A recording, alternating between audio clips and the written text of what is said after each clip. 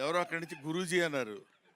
అంటే పూర్వాశ్రమంలో లెక్చర్ అండి కదా, ఎవరో గురువు గారిని పిలిచారని ఆనందంగా ఉంది. అది ఒకటి.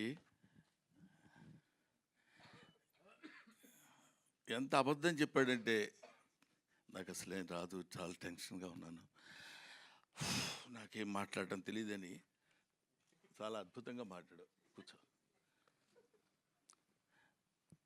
ఈ సినిమా గురించి చెప్పాలంటే ఇప్పుడు వీళ్ళందరూ చెప్పింది చాలా తక్కువైన main pillar of this film is Rahul Yadav. అతను ఆన్ స్క్రీన్ మీద కనపడకపోవచ్చు, కానీ నేను with all my experience what I have observed, ఎవరిని ఎంతవరకు ఎలా వాడుకోవాలి. బికాస్ ఎడ్యుకేషన్ అనేది ఎప్పుడు ఎవరికైనా హెల్ప్ అవుతుంది. బీయింగ్ ఎడ్యుకేటెడ్, అక్కడ ఉన్న చిన్న చిన్న లోటుపాట్లు ఎక్కడైనా ఏమైనా జరుగుతున్నా ఇమీడియట్గా సైలెంట్గా అబ్జర్వ్ చేసి దాన్ని తాను మళ్ళీ రెక్టిఫై చేసుకుని ఇవ్వగలిగాడు. కాబట్టి స్వధర్మ సంస్థ తరఫున 3 హిట్లు ఇవ్వగలిగాడు. 3 హిట్లు ఇవ్వటం అంటే, వరుసగా 3 హిట్లు ఇవ్వటం అంటే అది సామాన్యమైన విషయం కాదని మీ అందరికీ తెలిసిన విషయమే.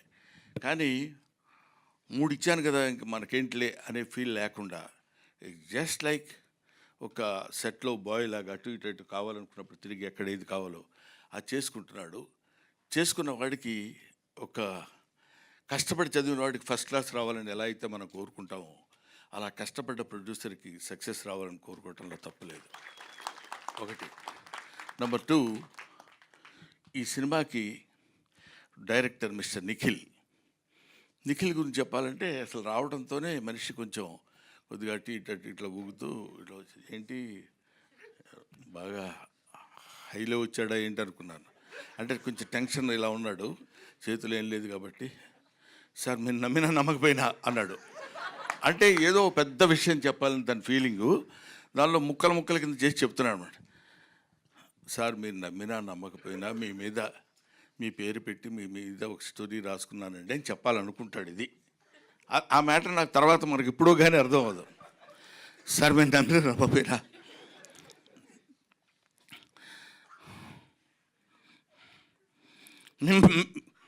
మీ పేరు పెట్టుకుంటాను అంటున్నాడు. అంటే కొంచెం మనం ఫిలప్ చేసుకోవాలి వాయిస్లు. అది మీ సినిమా మీ మీద నా లైఫ్ అంటున్నాడు. నాకేంటి అర్థం కాలేదు, ఏంటిది, వాట్ హ్యాపెండ్.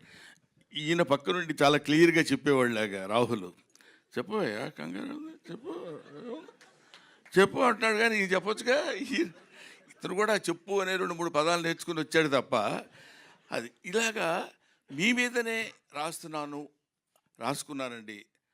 నా డ్రీమ్ మీతో ఒక షాట్ అయినా యాడ్ మీ దగ్గర మిమ్మల్ని డైరెక్ట్ చేయాలని కోరుకుండేది. ఫుల్ లెంత్ మీరు ఒప్పుకుంటేనే ఈ సినిమా, లేకపోతే లేదండి అన్నారు.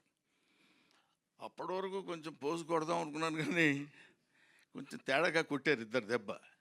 ఇంకా లాభం లేదురా బాబు అని, మీరు ఒప్పుకుంటేనే సినిమా అంటే అబ్బో చాలా ఇంపార్టెంట్ క్యారెక్టర్ ఉంటుందని నేను, okay it's all right brother, దానికే ఉందిలేండి చేసేద్దామని కొంచెం గంభీరమైన వాయిస్తో అన్న. హీరో ఎవరైనా అడిగితే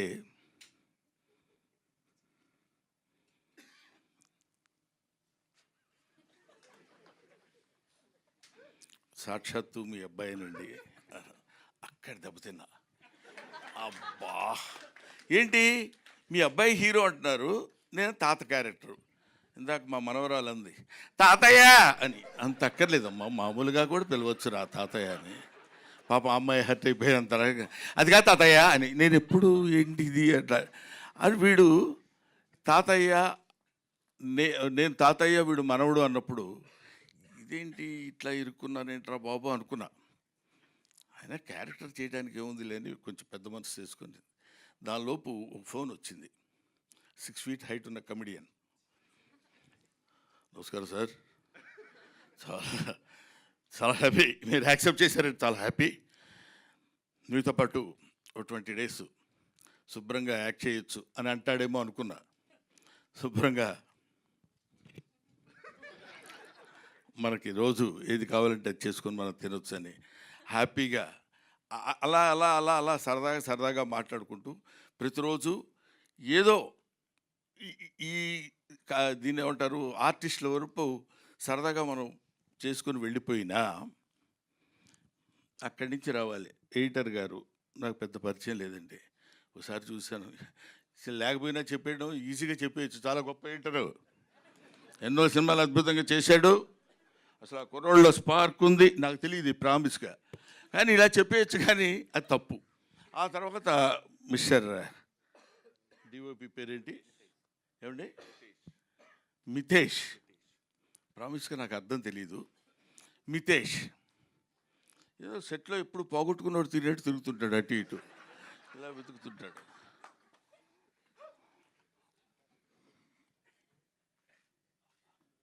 ఏంటండి ఏం కావాలి మీకు అన్నారు కదా, అదొకటి ఆన్సర్. అద్భుతమైన ఫోటోగ్రఫీ చేసినాడు Mitesh. A man is not man of words, he's man of deeds. కాబట్టి అలాంటి మిరాకిల్ లాంటి వాళ్ళని పట్టుకున్నాడు మన రాహుల్. ఇది దొరికాడంటే అట్లా పట్టుకుంటాడని. తర్వాత శాండిలియా, అందరూ శాండీ అంటారు, నాకేదో అట్లా అనాలనిపించదు. శాండ్ అంటే అదొక సౌండ్ కాదు, అందుకని శాండిలియా మంచి పేరు, అమ్మా నాన్నలు పెట్టిన పేరు. మ్యూజిక్ తెలుసు కదా ఎంత ఆనందంగా ఉందో, ఇందాక నుంచి ఆ మ్యూజిక్ వింటుంటే ఆనందం ఆనందం ఆయనే. అది అలాగా. ఏమండి ఎట్లా ఉంది మ్యూజిక్, ఎలా చేస్తున్నారు, ఎలా వచ్చింది సార్ సినిమా అంటే, 3 డివిజన్స్ కింద చేసాం సార్. ఒకటి యంగ్గా ఉన్నప్పుడు గౌతమ్ పార్ట్ మీద, ఆ తర్వాత నేను గౌతమ్ మన కిషోర్, మేము ముగ్గురు ఉన్నప్పుడు ఒక పద్ధతిలో మ్యూజిక్, తర్వాత చిన్న ఎమోషనల్గా ఉన్నప్పుడు 3 డివిజన్స్ కింద చేశానప్పుడు కొద్దిగా అతనిలో ఉన్న ఆ టాలెంట్ నాకు కనపడింది. ఓహో చాలా గట్టివాడు అని. అంటే వీళ్ళందరూ ఇంకా మనకు ఒక ఏజ్ ఒకటి అనవసరంగా పైకి వచ్చేసింది కదా, దాంతో ప్రతివాడు రెస్పెక్ట్ ఇస్తున్నట్టు మాట్లాడతారు. నేను కూడా వాళ్ళని రిసీవ్ చేసుకున్నట్టు నేను మాట్లాడతాను. దాంతో ఇలాగ వీళ్ళందరూ కలిసి అద్భుతంగా యాక్ట్ చేసిన సినిమా. ముఖ్యంగా నేను కిషోర్ గురించి మాట్లాడితే బాగుండదు, కానీ కిషోరు కొన్ని షార్ట్లోనే నవ్వు వచ్చేది. పర్టికులర్లీ రేపు మీరు సినిమా చూసిన తర్వాత నా ఫోన్ నెంబర్ ఎక్కడన్నా ఉంటే మీరు తీసుకుని నాకు చెప్పండి, నేను చచ్చిపోతానని వెళ్తాడు. మేము వెళ్ళకుండా ఊరుకుంటాం, నేను గౌతమ్ ఇద్దరు, విత్ అవర్ పర్మిషన్. ప్రొడ్యూసర్ గారు ఇది ఒక్కటి చెప్పకుండా ఉండలేకపోతున్నారు. నేను చచ్చిపోతాను అంటాడు మా ఇద్దరితో. మేము అలా చూసి ఊరుకుంటాం. మేము నేను చచ్చిపోవడానికి వెళ్తున్నాను నేను అంటాడు. వెళ్ళన్నట్టు చూస్తాం. లేదులే రూమ్లోకి వెళ్ళిపోయి హ్యాపీగా ఉంటాను అని చెప్పి వెళ్ళిపోతాడు. అక్కడ ఆ సీను బహుశా మేము 6 టేకులు ఏమో చేసినట్టున్నాం దానికి, ఎందుకంటే ప్రెస్ షాట్లో నేను అవుతూనే ఉన్నా. అది ఒక్కొక్కళ్ళకి ఇట్స్ గివెన్ టాలెంట్. అందరూ అద్భుతంగా యాక్ట్ చేసిన వాళ్ళు ఉన్నారు. ఇలాగా నాకు నా పక్కన నా లెగసీ కంటిన్యూ చేసే కమెడియన్స్ ఇలాంటి వాళ్ళల్లో మిస్టర్ కిషోర్, నాకు చాలా ఆనందంగా ఉంది.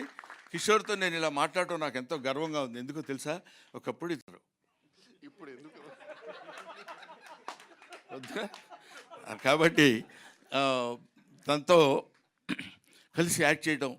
ఎందుకంటే నాకు గౌతమ్ మేము వీళ్ళంతా కలిసి ఉన్నప్పుడు ఎప్పుడు ఫ్రెండ్లీగా కూర్చొని సరదాగా మాట్లాడుకునే రోజుల్లో అలాంటిదే మనం అప్పుడు బిగినింగ్లో మనం దాన్ని ఏమంటారు అనౌన్స్మెంట్ వీడియో ఇచ్చినప్పుడు మా ఇంట్లో కలిసి కూర్చొని సరదాగా చేసినటువంటి వీడియో అది. ఇందులో చాలామంది యాక్టర్స్ ఉన్నారు. ఆయన దయాకర్ గారు, దయానంద్ గారు, దయ ఉంది కామన్గా, ఆనందం అయితే ఏంటి, కరుడు అయితే ఉంది. సో దయానంద్ గారు, ఇంకా ఈ సినిమాలో ఉన్న రాజీవ్ కనకాల, తనికెళ్ళ భరణి, సంపత్ గారు, ఇలా అందరూ చాలా, రఘుబాబు గారు, అందరూ ఈ ఆర్టిస్టుల పేర్లు మర్చిపోతూ ఊరుకోడు, ప్రొడ్యూసర్ కదా. కాబట్టి వీళ్ళందరూ కలిసి యాక్ట్ చేసిన సినిమా బ్రహ్మానందం. కాబట్టి ముఖ్యంగా నేను I want to mention her name. ఏమండి, నేనేమడిగాను, నిన్నేమని అడిగాను నేను? ఎందుకు చెప్పావు నువ్వు? నీకు సంబంధం ఏంటి? ఏమంటే ఏంటి అమ్మాయి పేరు అని నేను అడిగితే నువ్వు చెప్పొచ్చు. నీకెందుకు? కూర్చో. అమ్మ నీ పేరు దివిజ కదా, దూరంగా ఉండు, 6 feet ఉన్నావు. నా ఈ అమ్మాయిలో ఉన్న సిన్సియర్గా చెప్పాల్సిన విషయం, వెరీ క్యూట్ యాక్ట్రెస్, యాక్ట్ చేస్తున్నట్టు అసలు ఉండదు. This is my sincere compliment to her. ప్రత్యేకంగా చెప్దామని మాత్రం నేను పిలిచాను.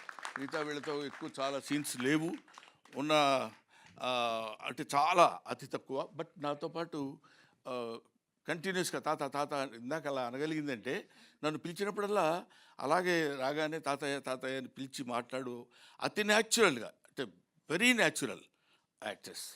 That is Divija. ఎనీవే, నన్ను లాస్ట్లో పెట్టినందుకు ఒక మాదిరిగా కొట్టాను అనుకుంటాను. పర్లేదా?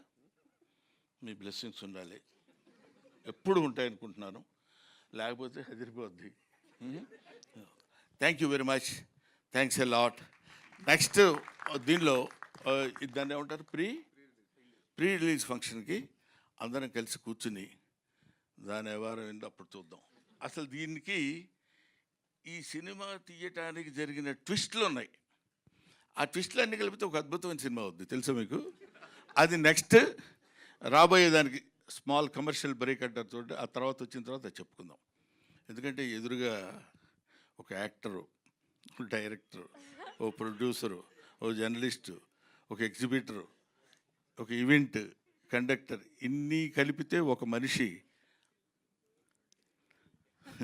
నేను ఇంకెవరి పేరుతో చెప్తానో నీకు టెన్షన్ కదా. సురేష్ కొండేటి.